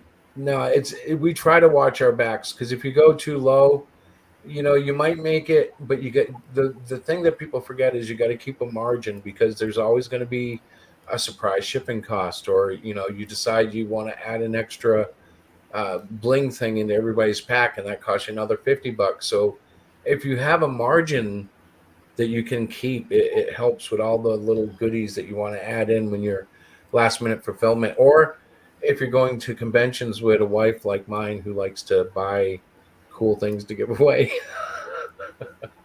I'm going to talk about her until she comes back, Diana. Or if you have like wheels that you like to spin and give away your product, right? Yes. I'm here. I was telling her you like to buy things to give away. I'm working. You know what the problem is here, Chris, though? There's no plausible deniability. Because you go back and just rewatch the stream and you go, oh, you said that, huh? Oh, but she's got too much of a life. She won't watch a stream live. She never goes back. She probably is working. She's probably doing something for Cluster Fudge. Hell hath no fury, my friend. I am working on the Kickstarter because I have to get the fulfillment stuff done. I've ordered our big standee for our Cyclopean. That'll be in next week. We have a huge convention can next we talk Wednesday. about that a second? Yeah, we can. Hang on, I'll pull up the artwork for it so we can show So that. which book were you showing off last? What's that? What was the book that Chris was showing off last? The one that he's working on? That's Reapers 2. Oh, Reapers 2. Okay. Was it Reapers 2? No, it was Cluster Fudge 2. The Reapers. Okay, so remember Last of the Reapers? Do you remember Last of the Reapers, our little book we did a couple of years ago? I do. So that same universe is part of this universe. Oh, okay, so I get it. The Reaper there that you're seeing is actually he's got a story in the story as well. He's got a role in it. But Giannis, if you remember the Last of the Reapers book, makes an appearance as quality control. I'm excited that he's in there because he's got a personality. Like as a writer, I can relate a lot to Giannis, so I'm excited to have him come back. But Diana mentioned the 6-foot cutaway. Let me show you guys. So this is going to be the 6-foot cutaway that we're going to have for the conventions. It's going to be a stand-up, and yeah, hopefully it comes out really cool. It's supposed to be, Sweet. it's supposed to be an eye catcher that we can stick like out on the That side is of so the neat. That'll catch me from a distance. I would like to do that. An 8-foot cutaway though for the Canadian Shield. I wanted to go bigger, but this one is already like I think $150 before shipping, and I'm like, okay, we'll do it. Oh boy. Yeah. It's going to be one of our it's going to be one of our things at our booths, you know what I'm saying? So it's going to be we need to have obviously Cyclopean represent, and I'm changing our booth layout a little bit. And so I want to he's not going anywhere. Right, guys? He's like one of our main dudes. So he's not the going flagship anywhere. character of He the really company. is. So Right. as far as I'm concerned, it's an investment. We'll stand him up next to us. We can have people take pictures if they want. We can't afford a suit yet because that's in the thousands. But this is under $200. It's definitely worth it. I am placing the order right now as we speak. So that's why I'm not talking. Besides, you guys don't need me to talk because you guys do a great job on your own. Well, I just wanted to say congratulations to both of you on Cyclopean 2 funding. Thank you, bro. You're welcome. Hey, by the way, you know Pops as well, huh? I know Pops. Yes, I do. He helped us bounce up like $150 at the last hour of our campaign. And what a supporter of indie comics, man. I did too, by the way. I was plugging your stuff the whole awesome. Bit. We do appreciate it. But it was just, I'm sure you've been on his show. It's just so crazy. They're so welcoming. And I know there are other shows. Critical Blast has always been great. Marmalade, of course. I actually got Lunga to be the last backer that pushed you over the 500. Very cool. Wow. Thank you. So I'm gonna take credit for you guys funding. I'm gonna appreciate that because that would make sense. It was because the way it happened when we went into the final countdown, we had funding, but we were still back, like down by 500. And all of a sudden, he gets in there, and Rich Prada, who's a fantastic artist, just started drawing Cyclopean. And he goes, "Okay, if we can get to X amount of backers, I'm going to give this to Chris, and he's going to put it in." And they got a number off the grandkid. The number was number 12, so backer 12 is going to get a hand-drawn sketch card by Parada that was done during the countdown. That is so cool. I've never sat there during a countdown. Did you know your Kickstarter will shoot little fireworks? And like it counts down every second as it's going down, and it turns red as it gets into the 30-second mark. And I'm like, oh, Chris, you're so funny. This is a little event, man. This is so cool. Yep. He really did like it. It was funny. Well, we're men. We're impressed by Chinese. That's okay. I think it's awesome. It was a little surprise because I'd never seen it do that before. I'd never watched it count down anything, and here I was on Pop's show, watching Parada Rich draw like nuts, and he's trying to beat the clock to get the damn thing inked, and it was just like, this is fun. So we're gonna start doing a lot more stuff like that with our audience, and we'll do shows on their show, through their show. And I'm sure that's going to help get Cyclopean some exposure. Yes. And that's really all he needs. He needs to get just out there a little bit. And he's not going to get canceled. He got funded, so he's still alive. Issue 3 is coming. That's great. Well, you're going to do I have to finish Cyclopean 3 first. What's that? You're going to do a Cyclopean 3? There will be a Cyclopean 3. At the end of 2, there's a... So I write it in a very serial manner. There's a huge, I wouldn't call it a cliffhanger, but a reveal of the next villain that he's going to have to face. Is it going to be an octopus? No, the octopus was in issue 2. Is it going to be a seal? No seals. Nope.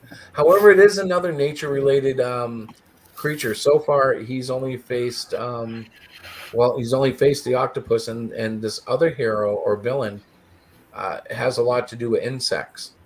So far, like everything he's done has been related to big nature Yeah. things. Hey, I know. One of It's Rick's one of characters those. in Prince. It's one of those ones. It's related to the Kid Cyclopean. Bees back for revenge. There is some truth to that. There's a foreshadow reason that Kid Clopian dealt with a beehive. Oh no, it's gonna be a bunch of bees. Well, at the end of issue 2, you're introduced to Queen Sting, and yeah, she plays with bees. Diana, do you want to talk at all about that? What? No, Well, what? the Queen Sting. She's like, no, I'm busy. No. I have to resend a picture to Kit for our show in October because the resolution isn't I working. saw that. What kind of publicity department do we have? I'm telling you, I'm gonna quit in about. Oh man, you're gonna get a complaint from the boss. She's like, Chris, do I have to do everything? Do you want me to draw the book too, Chris? Well, literally, it's funny. We were on Pop's show, or I was on Pop's show by myself on the countdown, and they said, "So, have you done was Cluster Fudge on Kickstarter or He didn't Indiegogo?" even know. He's so bad. I'm like, oh, And I'm like, "Oh God, I'm not even sure. I don't know." So I had to like sit there and figure it out, and finally, I was like, "Oh no, it was on Indiegogo." But I was like, for a second there, I didn't know. Queen Sting. Now she's got wings, but she can't actually fly. She glides off the thrust of the bees that surround her, but she can't like literally flap those and fly. They help her communicate. That's about it. It's so close to me.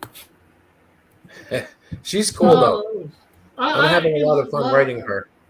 In a lot of ways, I can't wait till where both our universes get popular and we do some major crossovers.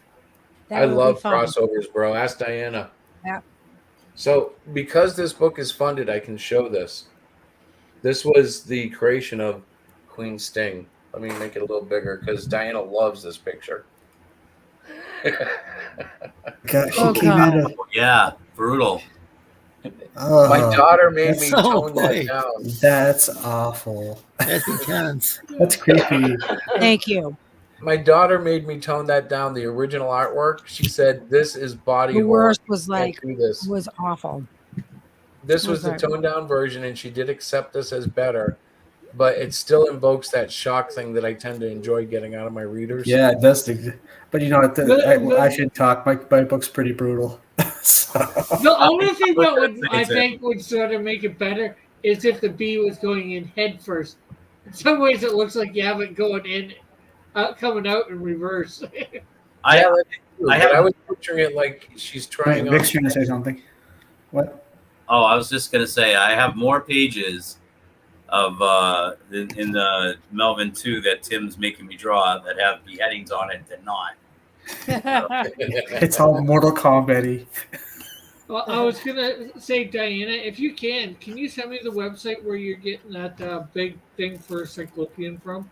Oh yeah, absolutely. I'll do it right now. I just closed the window too. Cool. Let me see. That's what I call a businesswoman. She's got it.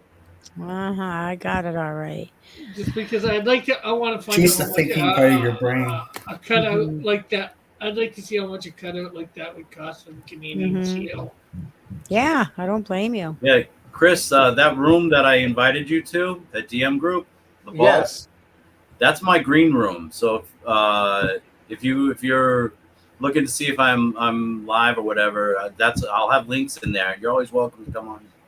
Is on that my show. address always the same? I've never noticed. Like, is that our green room too? Like, our green room is always our green room, or I don't understand how that all works. No.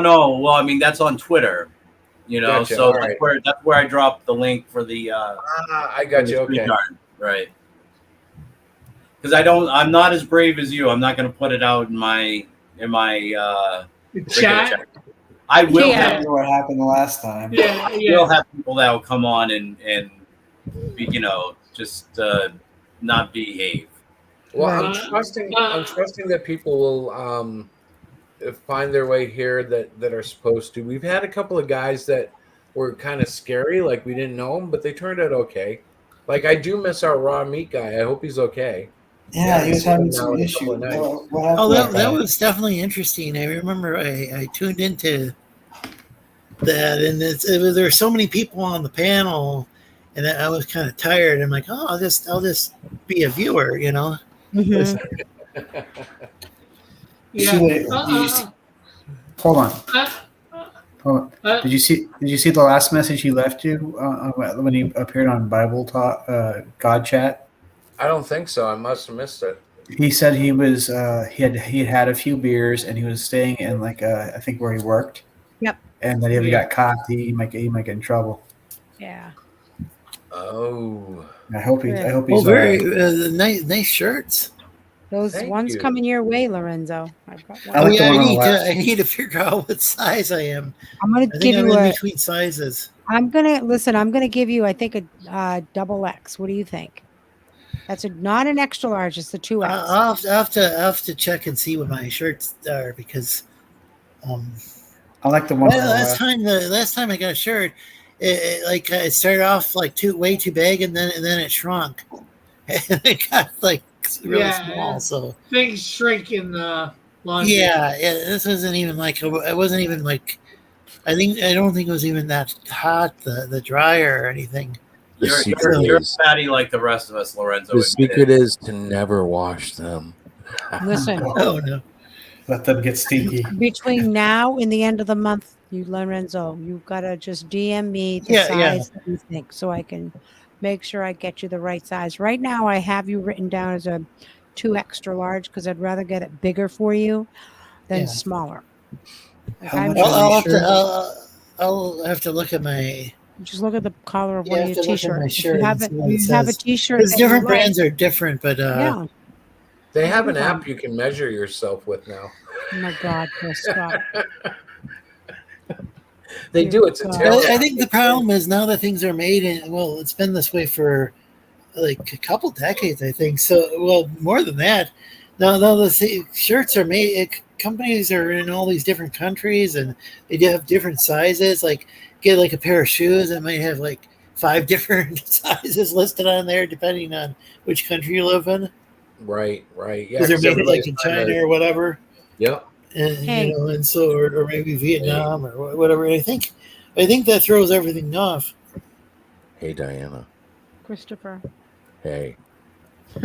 Hey. Didn't you say hey?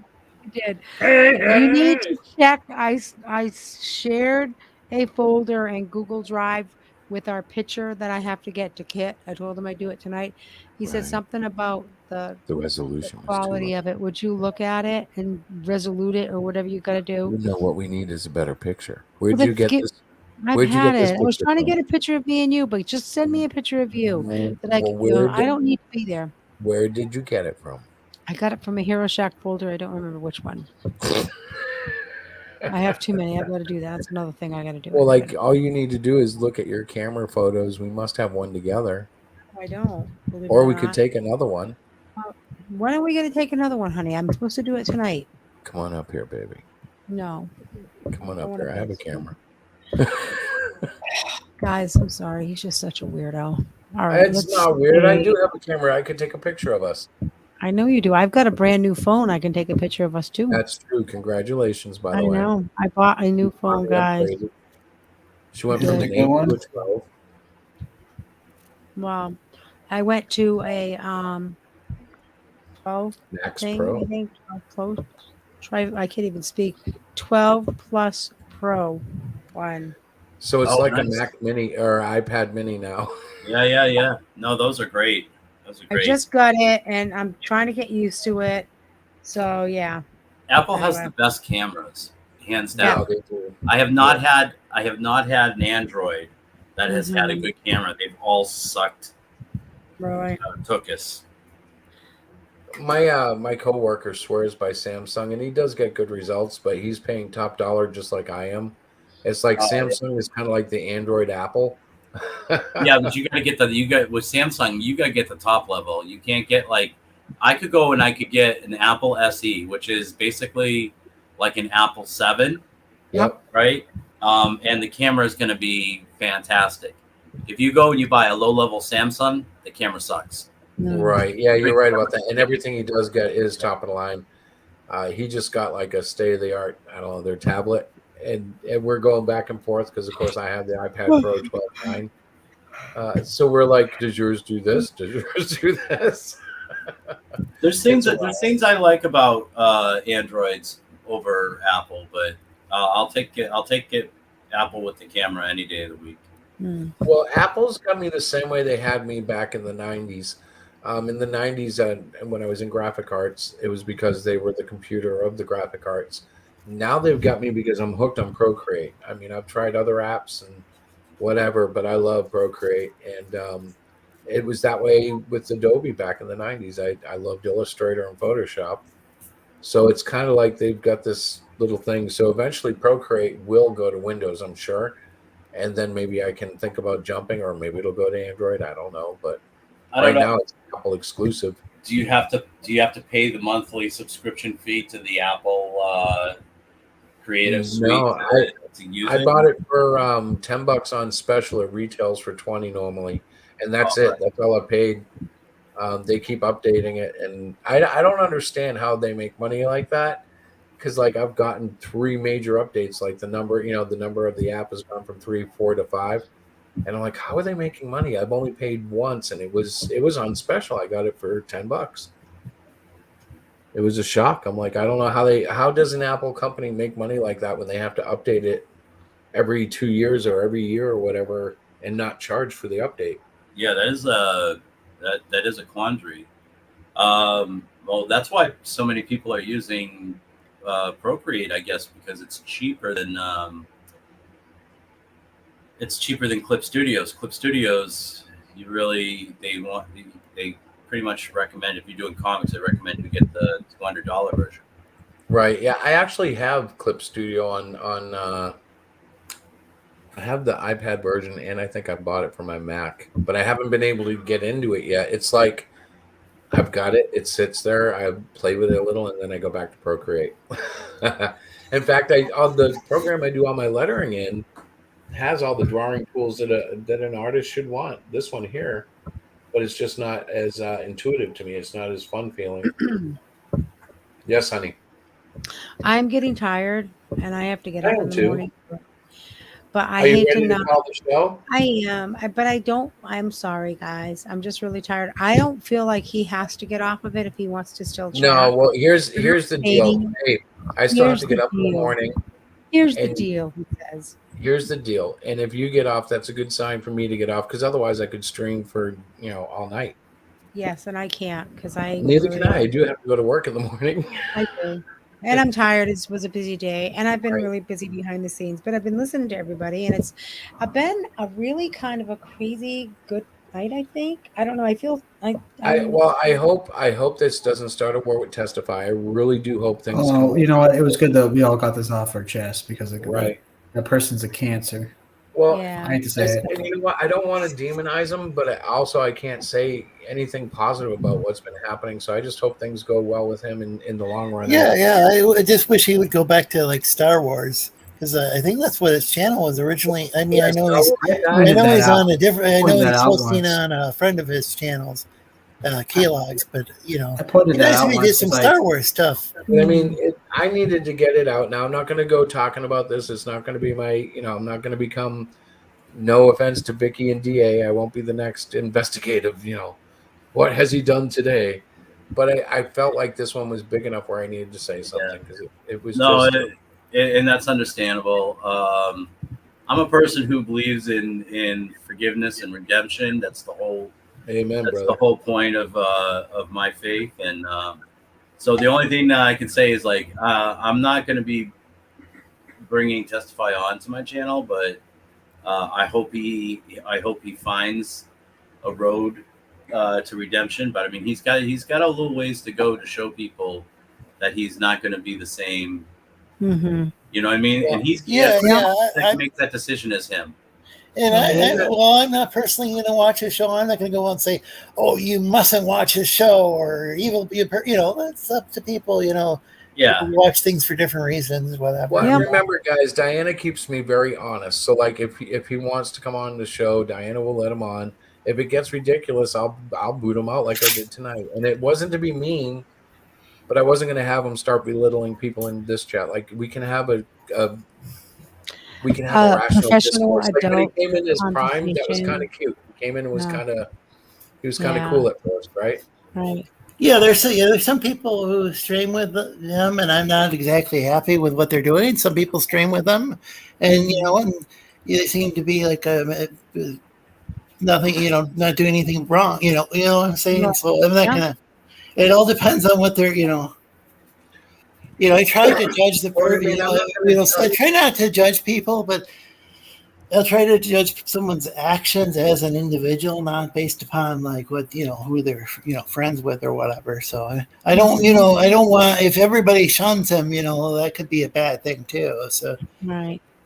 So But anyways, I am gonna cut out for this evening, guys. You have Are been you going to awesome. close the show? You see the end broadcast, right? I do. Okay, so before we go, Yeah. when do we stream again next? We will be streaming again on Monday night for God Chat. Please stop 8:30? on in. Yep. At 8:30. Yeah. We are going to be putting up the pre-launch page for Cluster Fudge 2, hopefully by next week. I've got a couple details to get into and figure out. I would suggest doing that live. We're working with Pops for that, so that's why I've got it is coming. It's in the works. And Rick, your show is tomorrow night, correct? At 7 on Odyssey. on Odyssey. And then I'm back again at noon on Friday here on YouTube. Awesome. And I'm not sure about Vic or Lorenzo, guys. Do you have anything you want to, share with anybody that might be watching the stream later, as far as your show or what's coming up? Well, I have my YouTube channel, Vic King Arts. Okay. Yep, that's right. I stream pretty much every single day, and every single day I'm drawing right on camera, just like I'm doing. You can watch the production of 2 books that I'm working on. I'm working on Artifice Reanimate, which is live on Indiegogo right now. Very cool. And that's a 60-page, nonstop sci-fi cyberpunk action thriller. Nice. And then I'm working on this is from Melvin too, and that will launch like when the art's done and he's got the lettering done and all of that. And it'll be an experience. I love it. We'll have to keep an eye out for that, guys. I do plan on reviving my channel, Lorenzo. Awesome. Yeah, it's going to be the Lorenzo Sleestack channel. I just call the show the Sleestackians, or the Sleestackians Variety Show. Is that's the main show. Every once in a while I'll do a cartoon show, but I don't know. I mean, I can't get up too early on a Saturday morning.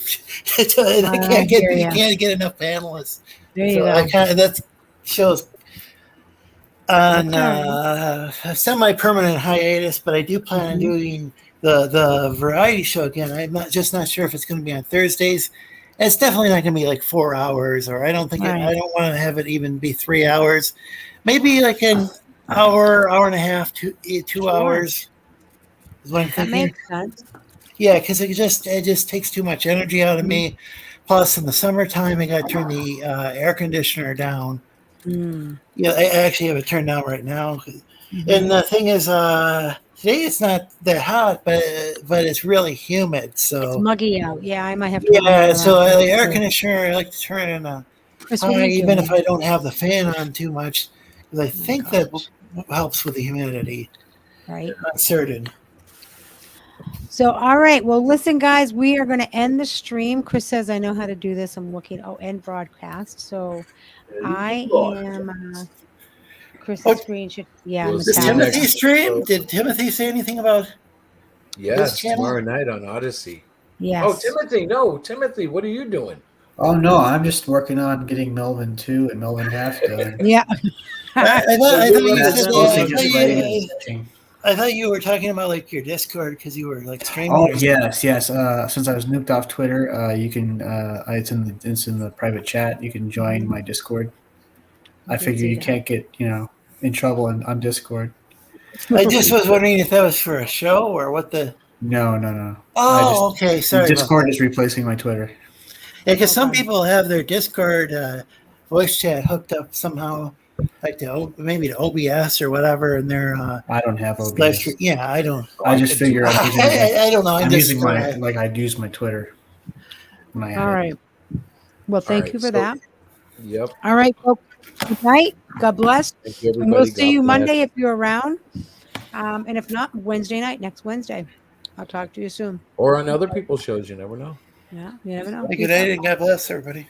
5, 4, God 3, bless 2, you guys, 1. man. Beep, Rock beep, on. beep.